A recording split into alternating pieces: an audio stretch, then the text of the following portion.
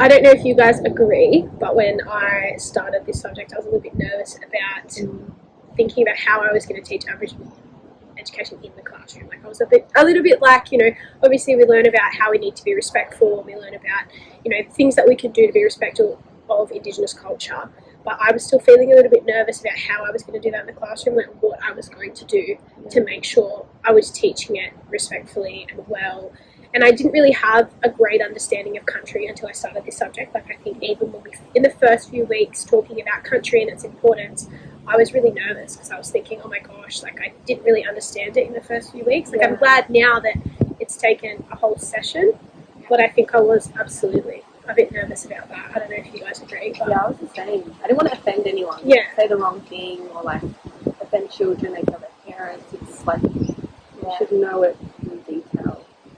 I also didn't want to do something that could potentially be tokenistic towards Indigenous people, like, you know, through craft and stuff like that. So being really careful about the types of techniques that we use in those and the wording that we use in those kinds of lessons as well. And like being culturally inappropriate, I feel like there's a very fine line between, you know, you don't mean to be disrespectful, but sometimes the things that we do can be disrespectful without realising, which, you're unintentionally doing it. You know, you've got your best interest there, but it's still not respectful to Indigenous people, which I think is really hard too. And some teachers do just do Aboriginal education to tick that box. Yeah. But in order to do it in a respectful way, like not just ticking the box, but actually embedding it in all parts of education.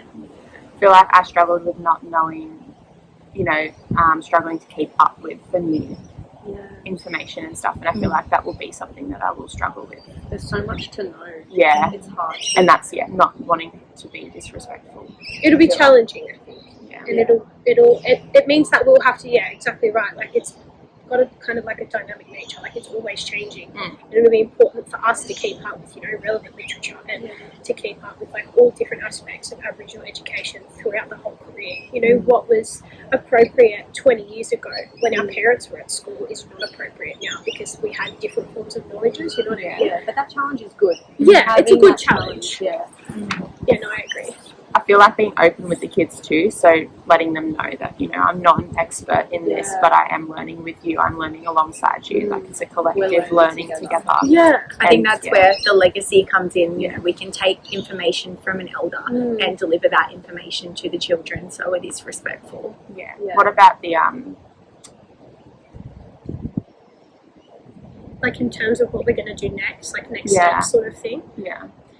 I think for me personally, like obviously I'm going to buy the clapping sticks that was suggested. I've been looking online at sort of different ones. I want to find sort of one that resonates with me sort of thing. I don't just want to like type up clap sticks and buy any. I want to buy one that sort of resonates with me and like excites. Yeah. It makes it exciting for me to teach Aboriginal education in the classroom.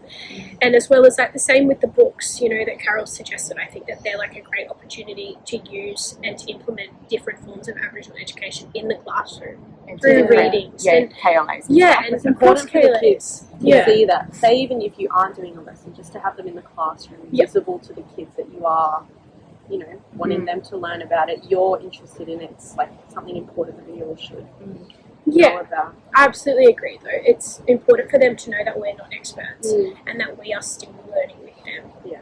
What about the KLAs? Do you think you're excited to teach them? I think I'm really excited to actually teach art. Art would be really, like especially history, but I was going to say creative writing. I'm most excited to teach probably history because I think the way I was taught history in primary school was very like white man focused, if that makes sense. Like it was very much like it was westernized. Like this was the first fleet, like, and you heard little bits about the Indigenous people, but you didn't know enough. You didn't spoon-fed what they wanted us exactly. to You weren't taught enough about the culture. It was from the white people perspective rather than from the Aboriginal perspective, which, you know, we should be learning about how they felt at the time. They were invaded. Yeah, that's probably why we all struggled so much with the process. We only got had to relearn the whole thing. I think it's good now to know both perspectives. So, like, I think it's great to know the perspective of like Indigenous people and then the perspective of the white people, because it feels like it's very neutral ground now. You know what I mean? Like I can understand from both sides.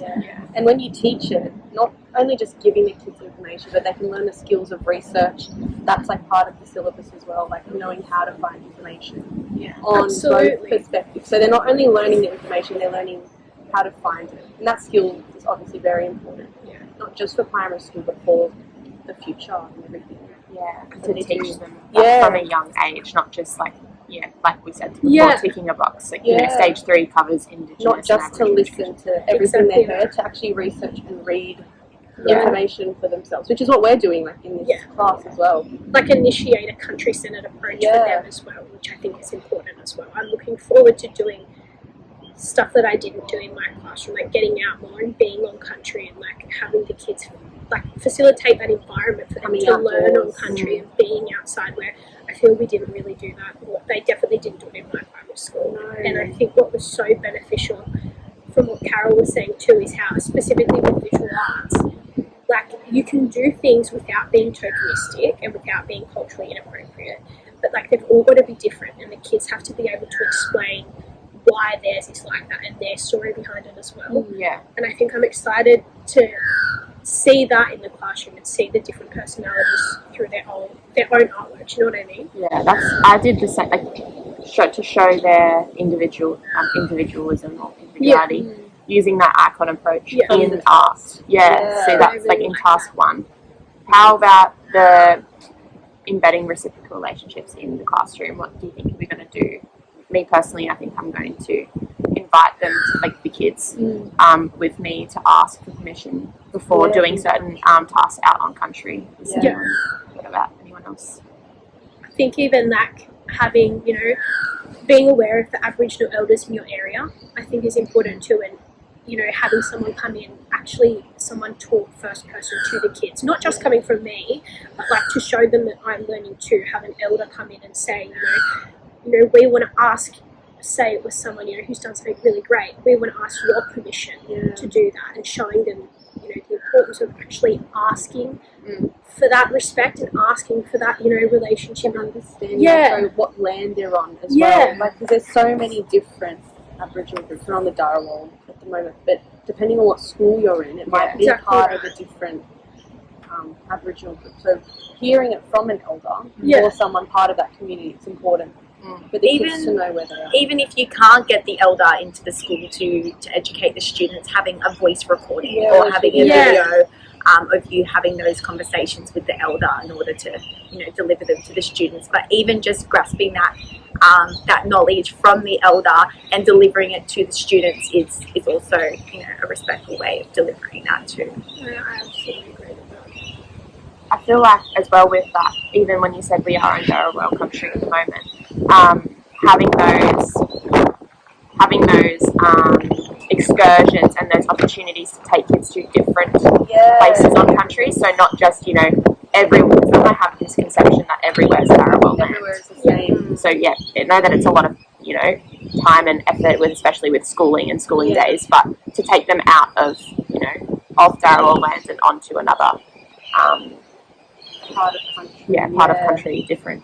I think like with excursions as well, when I was at school, we went to places like Minamara, the rainforest and stuff, and it was very, geographically centered. It was all about like the geography of Minamara, and I think when you do things like that, it's also important then to acknowledge straight away, the connection that it has to Indigenous culture, and not just going, we are here for geography and geography only. Like take that opportunity to talk about, the land and the country that you're on, and exactly what land you are on and who you're with, and what sort of, Indigenous perspectives and stories come from that land. Because then kids are getting like, how we can be respectful whilst we're here. Exactly right.